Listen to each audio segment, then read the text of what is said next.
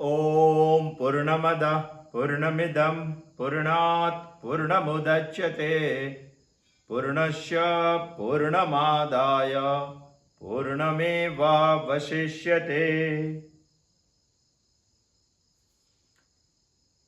उपनिषद चिंतन ईशावास्य उपनिषद से हमने शुरू किया है। आज उपनिषद चिंतन को 1 वर्ष पूर्ण हुआ है। मुश्किल था, कठिन था, समझना भी कठिन था, हमें बोलना भी कठिन था। फिर भी 1 साल तक अपने वेद का तत्वज्ञान, उपनिषद का सुनने का जो प्रयत्न किया है, इसको नमस्कार। और मेरा उत्साह बढ़ाने का आपने जो प्रयत्न किया है, उसको भी नमस्कार।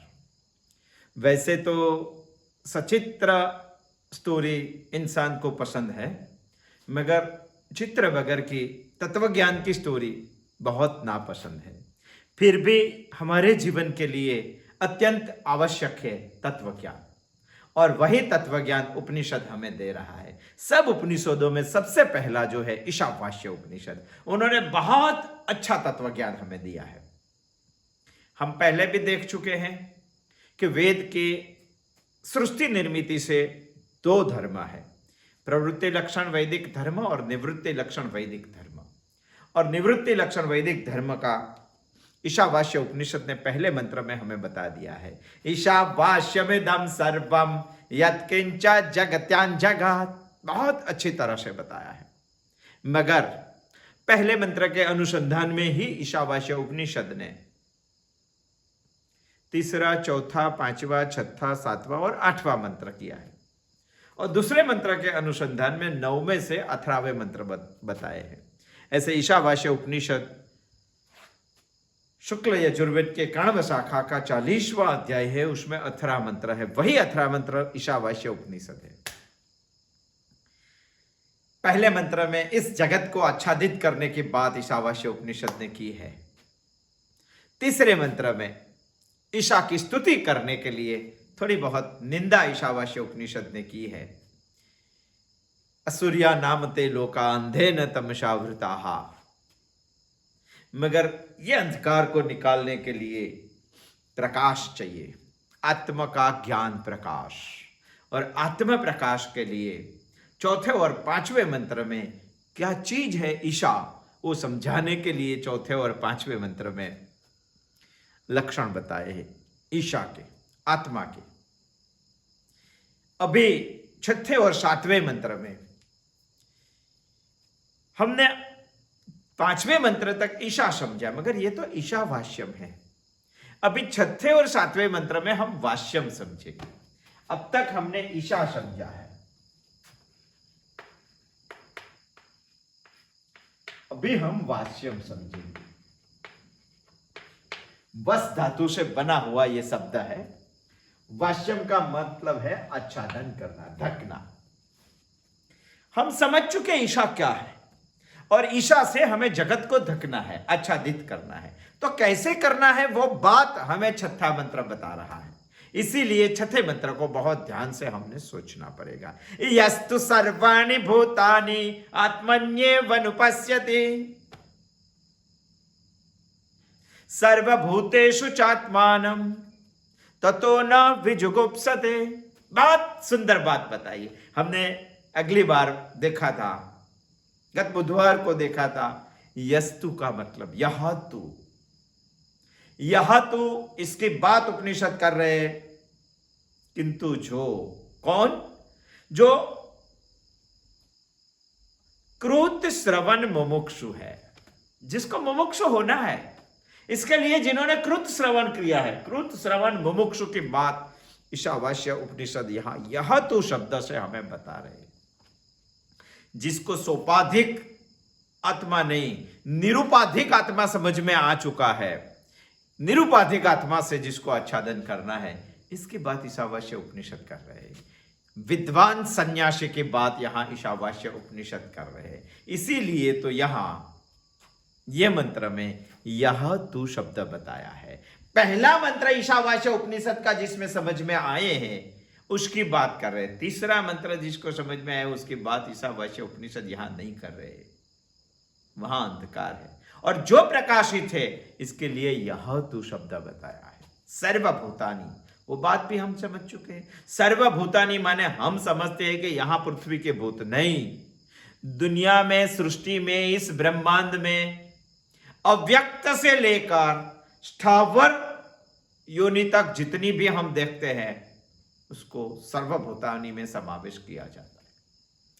वैसे सोचेंगे तो ब्रह्मा से लेकर यहां के सामान्य जीव जंतु तक के सभी जीव मात्रा को यहां सर्वभूतानि में उल्लेख किया हुआ है, समावेश किया हुआ है। वो हमें सोचकर बताया है। यस्तु सर्वाणि भूतानि आत्मन्येवनुपश्यते। अनुपश्यति, अनुपश्यति भी हम समझ चुके हैं। अनु शब्द अनुज से आया हुआ है। अनुज माने छोटा भाई, छोटा भाई माने हमारे बाद में जन्म लेने वाला, बाद में जन्म लेने वाला, यानी अनु शब्द बताते हैं बाद में। यहां अनुपश्यति है, बाद में देखना। क्या बाद में देखना? पहले ईशावास्य उपनिषद का पहला मंत्र, तीसरा मंत्र, चौथा मंत्र, पांचवें मंत्र श्रोतन करके बहुत अच्छी तरह से समझ लेना चाहिए। बाद में ईशावास्य उपनिषद बता रहे हैं कि अनुपश्यति, वो पूरी बात बता रहे हैं। सर्वभूतानि यस्तु सर्वाणि भूतानि आत्मन्येवनुपश्यति, यानी सर्वभूतों आत्मा में दर्शन करते हैं। कैसे है वो? यस्तु क्या है? जिसको ये सब मंत्र समझ में आ गए वो आत्मा में सर्वभूतों का दर्शन करते हैं। आत्मा कहां देखते हैं? वो सर्वभूतों में आत्मा को देखते हैं। और आत्मा में क्या देखते हैं? सर्वभूतों को देखते हैं। दो बात यहां है।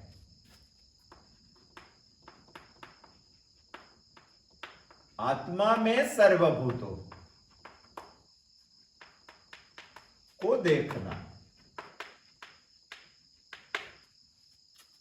और दूसरी बात बताई है सर्वभूतेषु च आत्मानि, सर्वभूतों में आत्मा को देखना।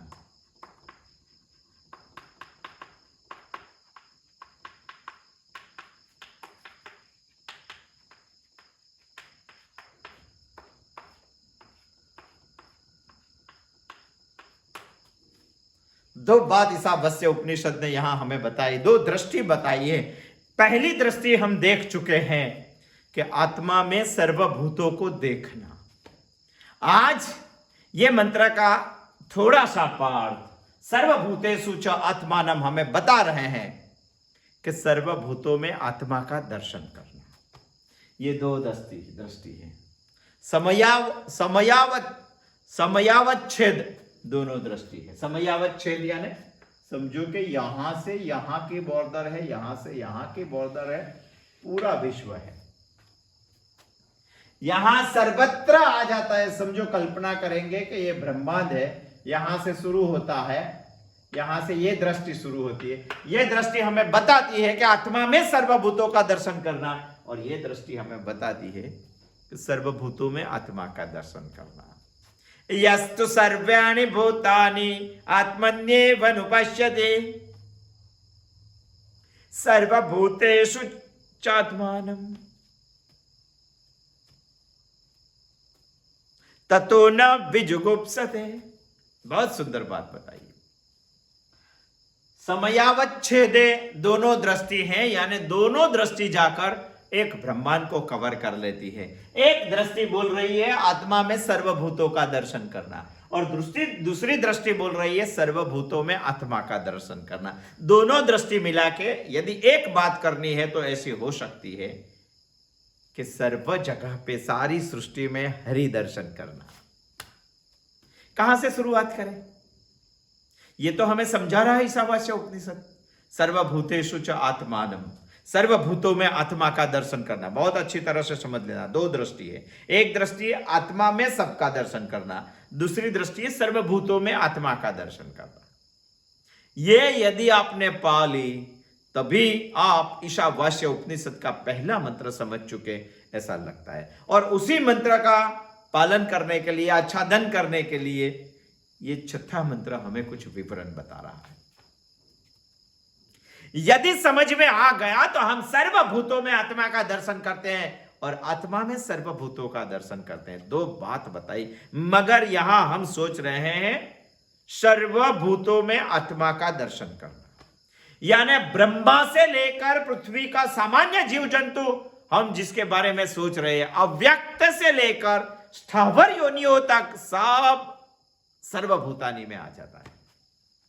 सर्वभूतानी में, यानी यहां हम बता रहे हैं, उपनिषद ने बताया वैसे कि सर्वभूतेषु च आत्मानम। यदि हमें सर्वभूतों में आत्मा का दर्शन करना है तो पहली शुरुआत हम खुद से ही करते हैं, तभी तो सब जगह पे दिखाई देता है। खुद को ही नहीं देखेंगे तो कैसे देखेंगे? खुद से करना चाहिए। ये शरीर में भी एक संघात है जिसको हम कार्य संघात बोलते हैं।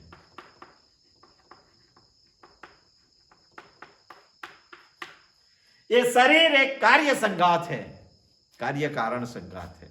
कौन है संघात में? इंद्रिय है, मन है, बुद्धि है, अहंकार है।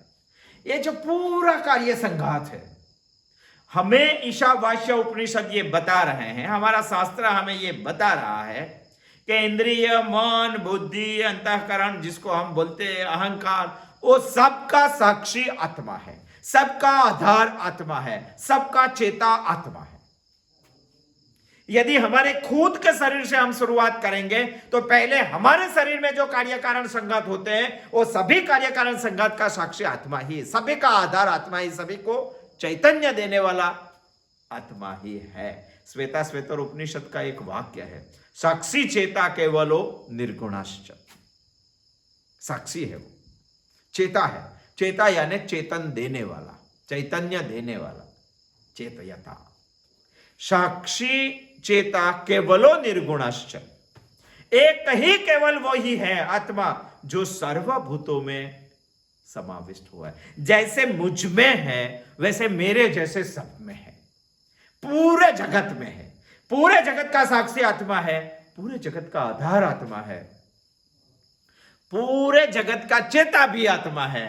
केवल एक ही आत्मा है, सबको गुण है मगर आत्मा निर्गुण है। निर्गुणश्च, साक्षी चेता केवलो निर्गुणश्च, वो आत्मा है। हमें मानना ही पड़ेगा सर्वभूतों में वो केवल एक ही है। कुछ एग्जाम्पल से हम समझते हैं ये बात। ईशावास्य उपनिषद हमें छठे मंत्र में दो दृष्टि दिखा रहे हैं। पहली दृष्टि है आत्मन्येवनुपश्यति, आत्मा में सर्वभूतों का दर्शन करना। और दूसरी दृष्टि हमने बताई है सर्वभूतों में आत्मा का दर्शन करना। दो दृष्टि है, समयावच्छेदे, और दोनों दृष्टि मिलाकर सर्वत्र हरिदर्शन, ये बात हो सकती है। ऐसे एक हम एग्जाम्पल लेते हैं। चलो, हमारा एग्जाम्पल है तरंग और समुद्र।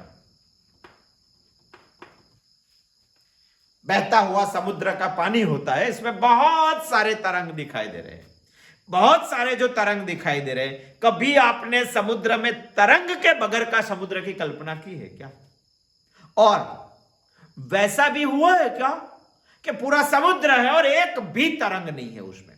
तरंग के बगैर समुद्र भी नहीं है और समुद्र के बगैर तरंग भी नहीं है। हम ऐसा बोलना है तो बोल सकते हैं कि सभी तरंग में समुद्र का दर्शन करना। सर्वभूतेषु च आत्मानम्, और समुद्र में आपको तरंग का दर्शन होता है। आत्मन्येवनुपश्यति सर्वभूतानि यस्तु सर्वाणि भूतानि आत्मन्येवनुपश्यति। जैसे समुद्र में सभी तरंग का आप दर्शन कर रहे हैं, वही बात उपनिषद हमें बता रहा है, यस्तु सर्वाणि भूतानि आत्मन्येवनुपश्यति। मगर वैसा भी हो सकता है, समुद्र में आप तरंग का दर्शन करते हैं तो सभी तरंग में आप समुद्र का भी दर्शन करते हैं। सर्वभूतेषु च आत्मानम्, आत्मा में सर्व का दर्शन कर सकते हैं तो सर्वभूतों में भी आत्मा का दर्शन कर सकते हैं। ये तरंग और समुद्र से हमें समझना चाहिए। मुझ में यदि चैतन्य दिखाई दे रहा है, मुझे समझ में आ रहा है, मेरा साक्षी है, वही केवल है, वो निर्गुण है, तो मेरे जैसे सब में ये चैतन्य है। सर्वभूतश्च आत्मानि, भूते सर्वभूतेषु च आत्मानि, सर्वभूतों में आत्मा का दिखाई देना चाहिए। दूसरा भी एक एग्जांपल लेते हैं, घटाकाश। सब तत्वज्ञान के एग्जांपल है, मगर हमें समझना है। जो ईशावास्य उपनिषद हमें बता रहे हैं वो बात हमें समझनी है। सोचो, बहुत सारे घड़े एक कुम्हार के यहां बहुत सारे घट एक साथ में पड़े हुए। एक घट ने ऐसा सोचा कि मेरा जो आकार है वही आकार से मुझ में एक आकाश पड़ा हुआ है, जिसको हम बोलते हैं घटाकाश। यदि ऐसा सोचते सोचते इसको ऐसा लगा कि बाहर जो आकाश दिखाई दे रहा है वो सर्वव्यापक है, वो निराकार है, इसका कोई भी आकार नहीं। निर्गुण निराकार सर्वव्यापक जो आकाश दिखाई दे रहा है वो बाहर सब आकाश है। मगर ये घट को ऐसी समझ आ गई कि जो बाहर आकाश दिखाई दे रहा है वही आकाश मुझ में भी है, घटाकाश जिसको बोलते हैं। अरे मुझ में है ऐसी समझ उसको आ गई तो समझना, यस्तु सर्वाणि भूतानि आत्मन्येवानुपश्यति, आत्मा में ही सर्वभूतों को देखना।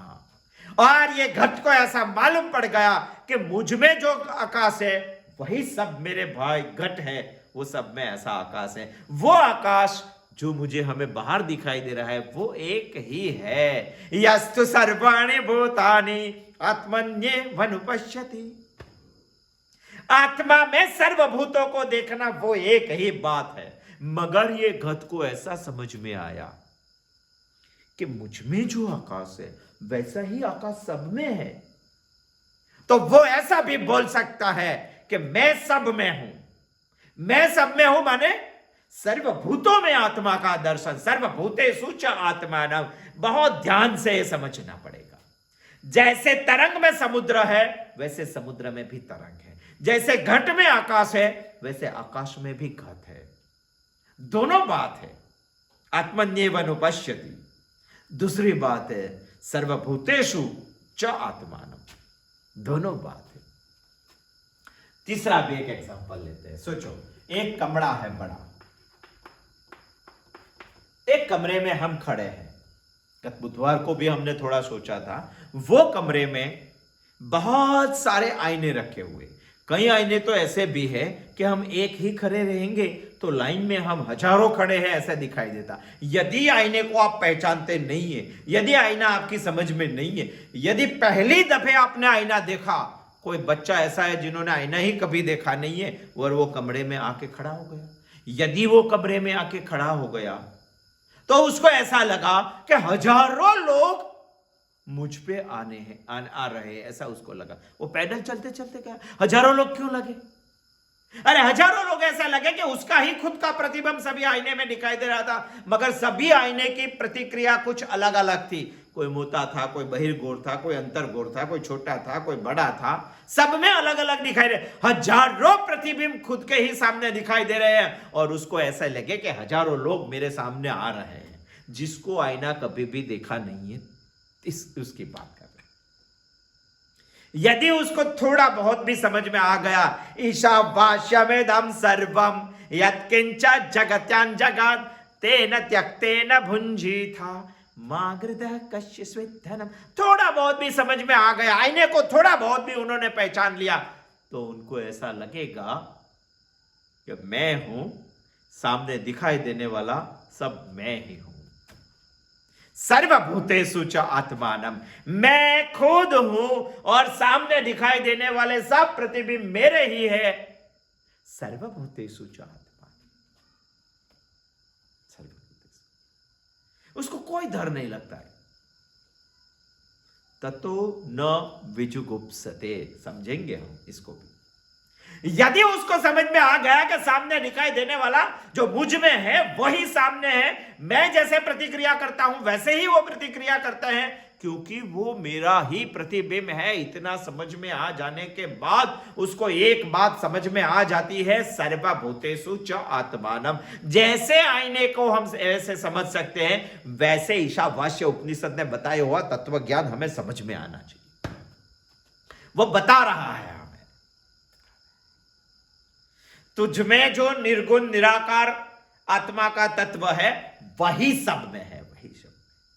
समझ में आ जाता है? नहीं आता है ना।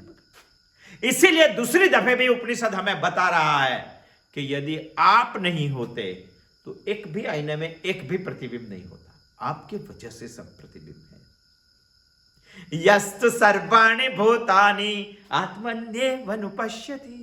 वही आत्मा में सभी भूतों का दर्शन करना है, क्योंकि जो बीच में खड़ा है वही बिंब है, बाकी सब दिखाई देने वाले प्रतिबिंब है। आत्मन्येवनुपश्यति। और प्रतिबिंब इसलिए है क्योंकि मैं बीच में खड़ा हूं। सर्वभूतेषु च आत्मानम। समझ में आना चाहिए। सर्वभूतों में आत्मा कैसे देखना, उसके लिए चौथा भी एक एग्जांपल हम लेते हैं।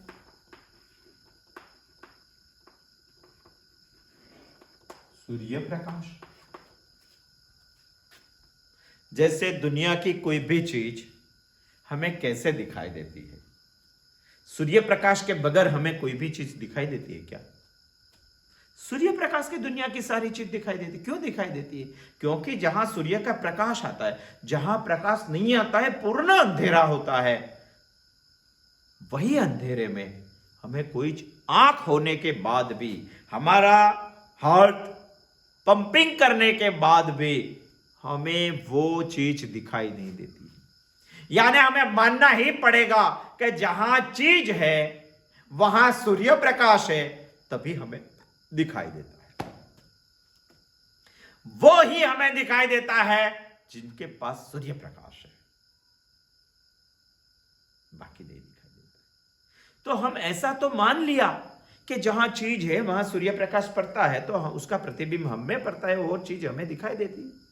यदि सूर्य प्रकाश की बात करें तो ज्ञान प्रकाश की भी हमें बात करनी चाहिए।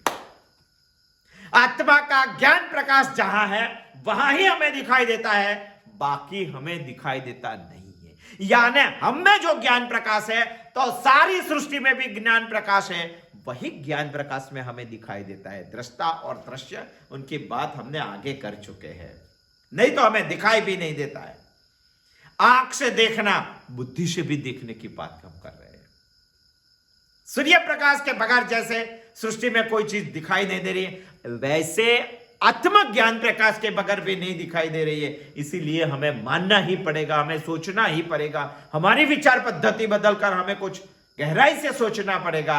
सर्वभूतेषु च आत्मानम। सर्वभूतों में वही आत्मा तत्व है। यदि आपको वो समझ में आ गया और कुछ बाकी नहीं रहता है। जैसे कि एक सूर्य है निकला हुआ आकाश में,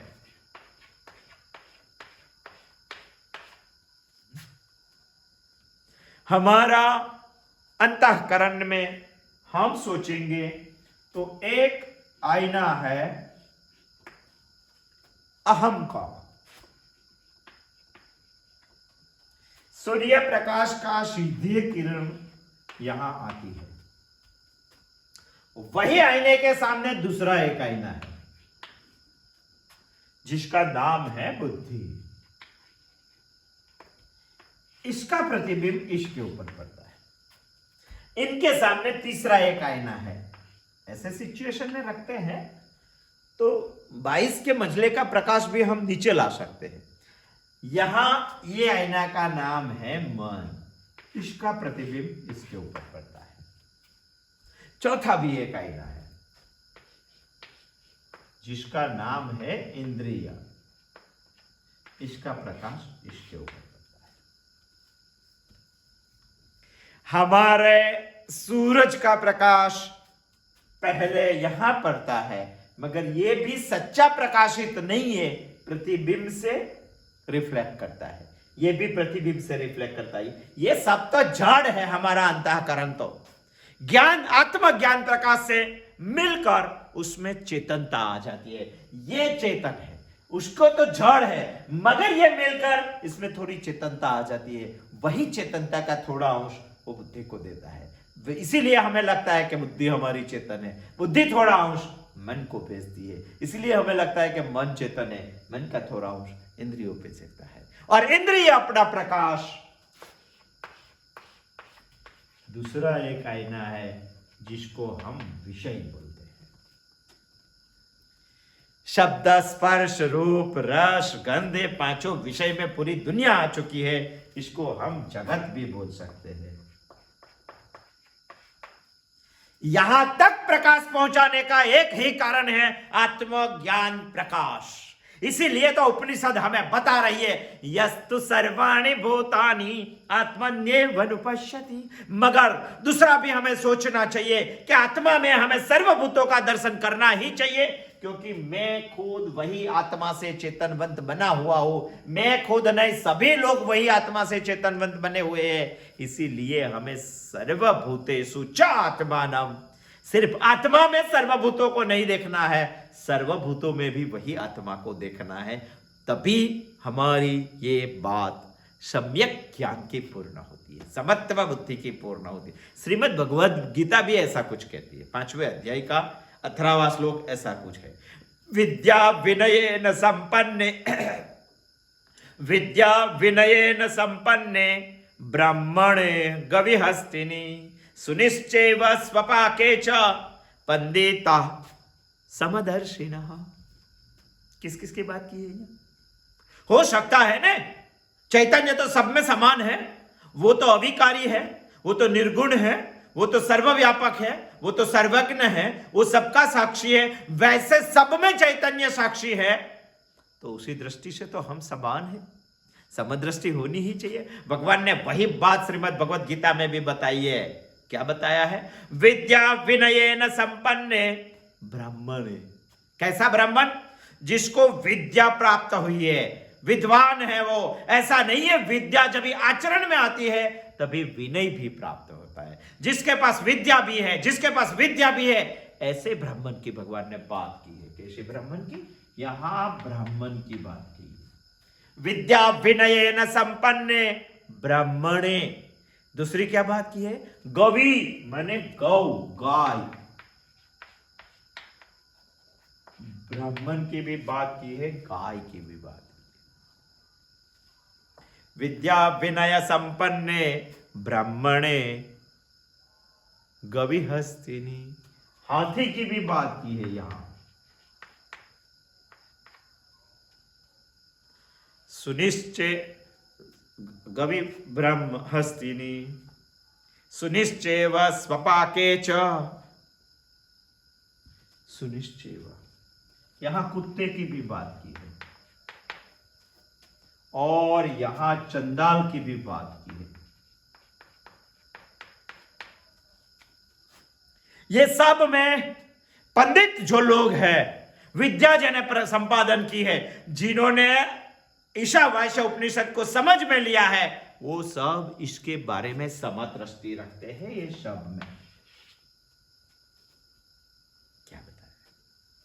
वही बात है, यस्तु सर्वाणि भूतानि आत्मन्यवनुपश्यति। और दूसरी बात, सर्वभूतेषु च आत्मनम। दोनों बात मिलाकर यदि हम में भी ये ज्ञान आ गया तो हम सर्वत्र हरि दर्शन कर रहे हैं। इसीलिए 5वें अध्याय के 18वें श्लोक में भगवान ने ऐसा बताया कि जिसके पास विद्या और विनय, माने विद्या जिसके आचरण में आ गई, ऐसा जो ब्राह्मण है वो श्रेष्ठ आदमी है।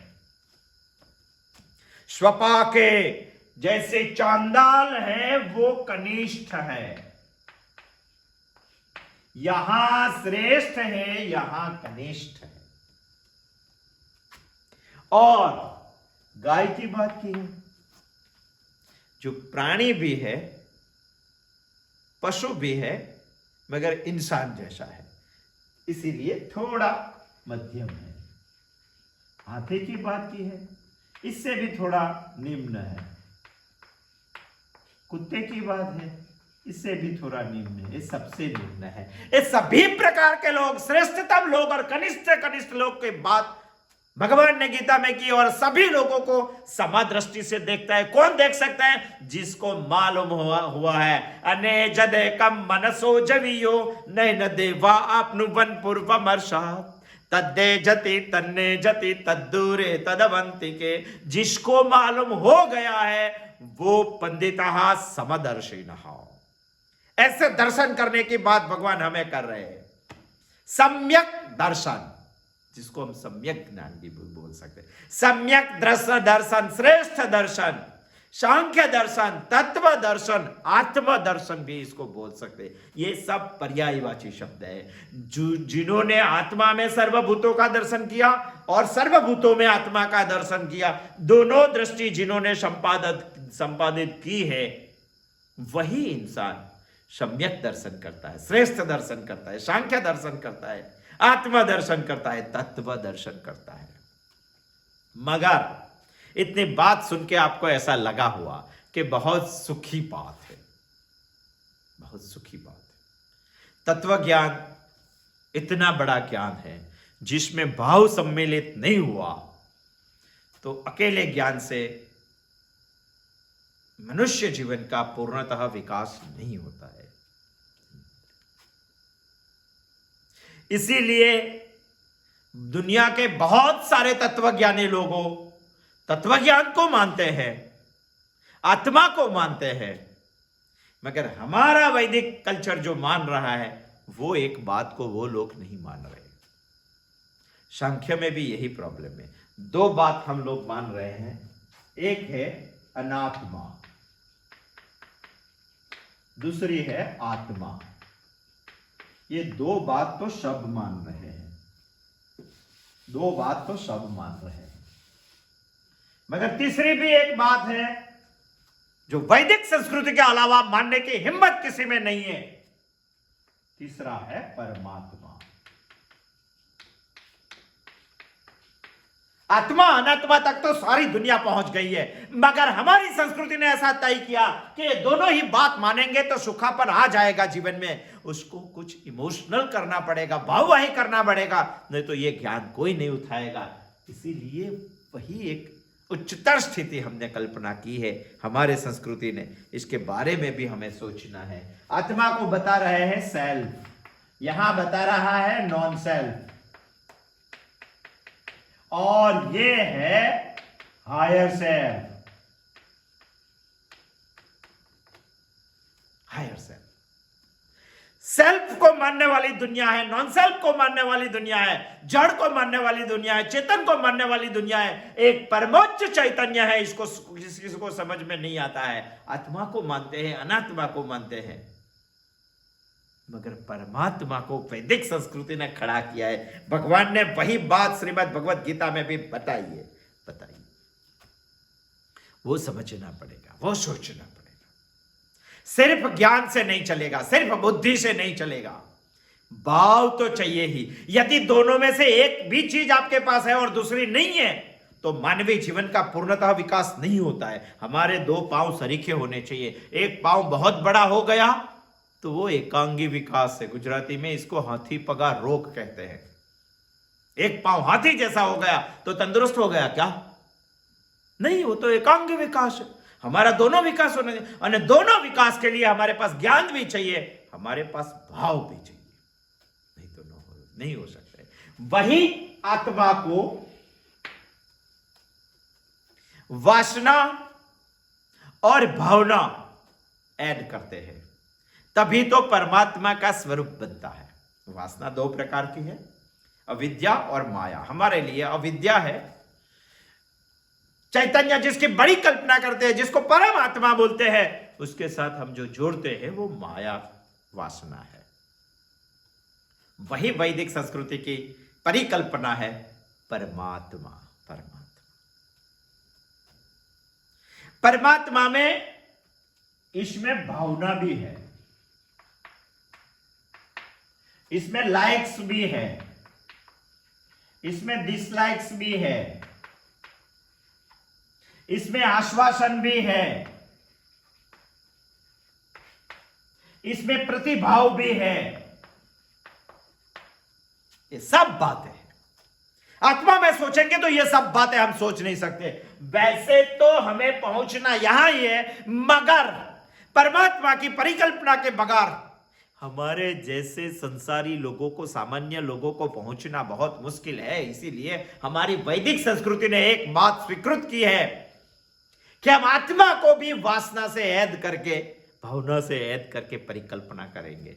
जैसे परम पूज्य दादाजी बोलते हैं कि तत्वज्ञान का दो साहस है, एक है मनुष्य का ब्रह्मीकरण, दूसरा है ब्रह्म का मानुषीकरण, तीसरा भी एक साहस है, दादाजी ने बताया।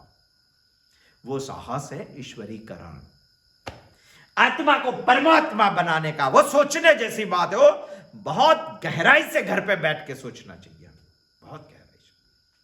ये बात क्यों नहीं सोचते? क्या भावना है इसकी? अरे हमारे परमात्मा बता रहा है कि तुम वैदिक बनना चाहिए, उसकी भावना है। ये भावना को हमें समझना चाहिए। ये भावना की वजह से तो वो बोल रहे हैं यो मद भक्त समय प्रिय, वो मुझे बहुत पसंद है, ऐसा बोल सकते हैं। प्रिय है, क्या पसंद है उसको? लाइक्स क्या है उसको? वैदिक होकर जीवन जीना चाहिए, वो उसका लाइक्स है। तो अवैदिक मत बनना, उसके डिसलाइक्स के है कि नहीं? वो समझना चाहिए। हम समझते कहां है? वो आश्वासन भी देते हैं। भगवान ने बताया न मे भक्त प्रणश्यति, क्या है वो? अपि चेत्सु दुराचारो, क्या है वो? सर्वस्य चाहम हृदि सन्निविष्टो, क्या है वो? क्षिप्रम भवति धर्मात्मा तस्माद् योगीर्भव, क्या है वो? सभी आश्वासन दे सकते हैं, वो है हमारा परमात्मा। सिर्फ आत्मा का विचार सोच करेंगे तो जीवन में सुखापन आ जाता है। इसको गीला करने के लिए वैदिक संस्कृति ने परमात्मा की परिकल्पना की है। वो उसकी लाइक्स भी है, उसकी डिसलाइक्स भी है, उसकी भावना भी है, उसका आश्वासन भी, वो प्रतिभाव भी देता है। वही सच्ची भक्ति है, वहां तक हमें समझना चाहिए। कैसे प्रतिभा? अरे क्यों, बहुत दबे इतिहास पढ़ेंगे तो यही देश में बहुत दबे प्रतिभाव दिया है भगवान ने, आत्मा ने, परमात्मा ने। नरसिंह मेहता का जीवन सोचेंगे तो उसकी लड़की का जब मामैया था तो क्या किया था? उसके पास पैसे नहीं थे तो हुंडी किसने स्वीकार की थी? उसके पापा का श्राद्ध था, बिन बुलाए बुलाए मेहमान सब घर पे आ गए। अरे पापा के श्राद्ध के टाइम पे खाना खिलाने की तो क्या बात कर रहे हैं, कुछ घी की जरूरत थी, वो भी उसके पास नहीं था। कुछ घी लेने के लिए दुकान पे गए, वहां सत्संग करने लगे, यहाँ घर पे सब लोग खाने के लिए आ गए। उसको समझ में ही नहीं आया था और भूल गए वो भगवान के उसमें। जब दुकान से वापस आया तभी उसकी घरवाली ने बताया कि आप कहां से आए? मैं तो अभी आया। नहीं अभी नहीं, आप तो कब से आ गए? सबको खाना तो खिला दिया। प्रतिभाव देता है परमात्मा, समझना चाहिए। मगर ये समझते समझते हमें वो भी समझना चाहिए कि वही परमात्मा में सब है और सब में वही परमात्मा है। यस्तु सर्वाणि भूतानि आत्मन्येव अनुपश्यति, परमात्मा में ही सब है। सर्वभूतेषु च आत्मानम, सर्वभूतों में भी वो आत्मा है, परमात्मा है। वो दृष्टि हमें संपादित करनी चाहिए। मीरा को प्रतिसाद दिया कि नहीं? प्रहलाद को प्रतिसाद दिया कि नहीं? अब पढ़ेंगे तभी समझ में आएगा। दासो दिगंबर को प्रतिसाद दिया कि नहीं? वही परमात्मा की हम बात कर रहे हैं। यदि आत्मा और अनात्मा सुखापन लगता है तो हम थोड़ी सोच बदल के, परम पूज्य शास्त्री जी, पंडुरंग शास्त्री दादाजी ने बताया है कि हमें थोड़ी सोच बदल के वैदिक संस्कृति को समझना चाहिए। वैदिक संस्कृति को समझना चाहिए। दो बात यहां उपनिषद ने हमें बताई है और दोनों बात हमें समझनी चाहिए।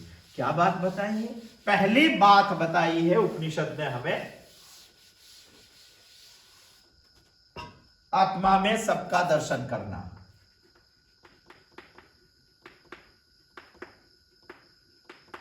और दूसरी बात बताई है सर्वभूतों में दर्शन करना।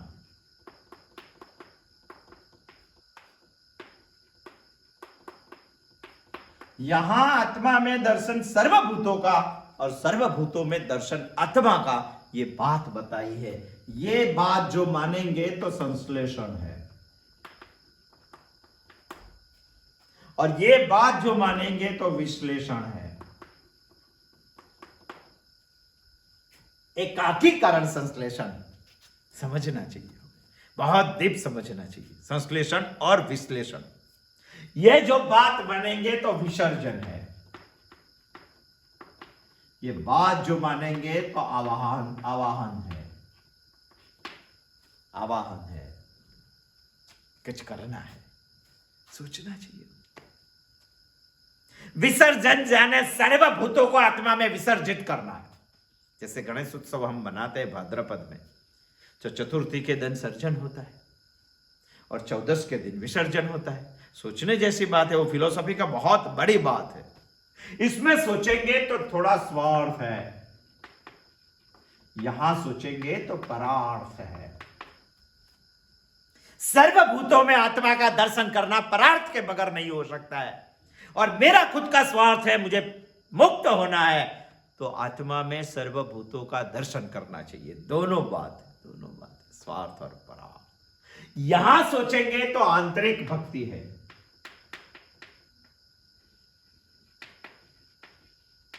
यहां सोचेंगे तो बाह्य भक्ति है। शब्द बहुत बड़े हैं, सोचने चाहिए। आत्मा में सबका दर्शन करना है तो आंतरिक भक्ति के बगैर नहीं कर सकते, और सब में आत्मा का दर्शन करना है परमात्मा, तो बहिर्भक्ति के बगैर नहीं कर सकते। यहां सोचेंगे तो निवृत्ति लक्षण वैदिक धर्म है, यहां सोचेंगे तो प्रवृत्ति लक्षण वैदिक धर्म है। वैसे सोचेंगे तो यहां सांख्य है, वैसे सोचेंगे तो यहां योग है। श्रीमद् भगवद गीता में दूसरे अध्याय में अभी 40वें 39वें श्लोक में ये दोनों बात चल रही है। वैसे सोचेंगे तो ये ज्ञान है, ये सोचेंगे तो ये भक्ति है। बहुत बड़ी बात है, बहुत जीवन में आना बहुत मुश्किल है, कठिन है, मगर समझेंगे तो इतना भी कठिन नहीं है जो हम समझ ना पाए, इतना भी कठिन नहीं। सर्वभूतों में भगवान का भाव रखना, यही तो श्रेष्ठ भक्ति है। कभी मेले में बच्चा मां से अलग हो जाता है, तभी मां भी हैरान है, बच्चा भी हैरान है। यदि आपने वो बच्चे को मिला दिया मां से, तो मां भी खुश, बच्चा भी खुश। ऐसे दुनिया में बहुत सारे सर्वभूतानि हैं, च आत्मानम हमें करना है। सर्वभूतेषु च आत्मानम, भगवान से अलग हुए बच्चे को भगवान से मिलाना है, वही तो भक्ति है। यही काम मंदिर का है। क्या कर रहा है मंदिर, क्या कर रहा है? यस्तु निस्वसितम वेदा। मंदिर क्या करेगा? वैदिक संस्कृति ने बताया है, यस्य निस्वसितम वेदा। वेद भगवान का श्वासोश्वास है, वही श्वासोश्वास प्रत्येक मंदिर में चलना चाहिए। यानी मंदिर वैदिक संस्कृति में कल्पना इसीलिए है कि सबको यस्तु सर्वाणि भूतानि सर्वभूतेषु च आत्मानम, दो बात समझ में आनी चाहिए। दो बात समझने के लिए वेद का अध्ययन और अध्यापन होना चाहिए। हमारे मंदिरों ने पहले यह ठेका लिया था कि हम सबको वेद का अध्ययन और अध्यापन करवाएंगे। यदि मंदिर का घूंघट होगा, यदि बहुत बड़ी आरती होगी, यदि वहां मंगला दर्शन होता होगा, यदि यहां बहुत सारे 56 भोग भगवान को धराए जाते होते, फिर भी वहां जो वेद का अध्ययन और अध्यापन नहीं होता हो, तो वो मंदिर नहीं है वैदिक संस्कृति की दृष्टि से। और जिस मंदिर में वेद का अध्ययन और अध्यापन नहीं होता है, वेद तो भगवान का श्वासोश्वास है। यस्य निश्वसितम वेदाहा, यदि श्वासोश्वास उनका बंद हो गया तो करोड़ों रुपए की मूर्ति और मंदिर होगा आपका, तो क्या मतलब है?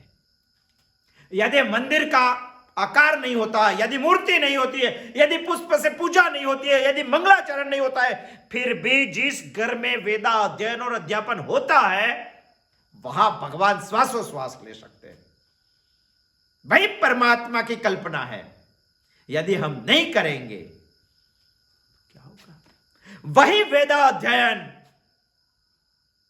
परमात्मा में सर्वभूतो है, सर्वभूतों में परमात्मा है, दो दृष्टि हमें दे सकता है और दो दृष्टि हमें समझनी चाहिए। इसीलिए तो हमारे मंदिर संस्कृति ने कल्पित हुए हैं। यदि मंदिर में ये आज देखेंगे तो कौन सी स्थिति है मंदिर की, सोचो ने, वो बोलने जैसी बात नहीं है। समझनी चाहिए। हमें दो बात दुनिया को बतानी है। एक, यस्य सर्वाणि भूतानि आत्मन्येव अनुपश्यति, आत्मा में सर्वभूतों का दर्शन करना चाहिए। सर्वभूतेषु च आत्मानम, सर्वभूतों में आत्मा का दर्शन, आत्मा में सर्वभूतों का दर्शन, दो दृष्टि मिला के समयावच्छेदे हमें हरि दर्शन सारी सृष्टि में करना है। इसीलिए हम आत्मा, अनात्मा और परमात्मा की परिकल्पना करते हैं। इसको भी वासना से हम हमारे जैसा बनाता है, उसमें भी भावना है, उसमें वो भी आश्वासन देता है, वो भी हमें प्रतिक्रिया देता है, उसका भी लाइक्स है, उसका भी डिसलाइक्स है। वैसे हमारे जैसा परमात्मा सोचेंगे तभी हम सोच सकेंगे परमात्मा में सर्वभूतों है, सर्वभूत परमात्मा है। मगर ऐसा कोई ढोंग करेगा, मुझे ऐसा दिखाई देता है, ऐसा कोई ढोंग करेगा तो कैसे चलेगा? उसका प्रमाण क्या है, उसका लक्षण क्या है, हम कैसे समझ पाएंगे, खात्री कैसे करेंगे कि वही यस्तु सर्वाणि भूतानि वाला है, वही सर्वभूतेषु च आत्मानं वाला है? वो खात्री कैसे करेंगे? इसके लिए ये मंत्र के एक पार्ट में, चौथे मंत्र के एक पार्ट में बताया है, ततो न विजुगुप्सते। क्या बात है? आने वाले बुधवार को आएंगे तभी सोचेंगे। अस्तु, जय श्री कृष्ण।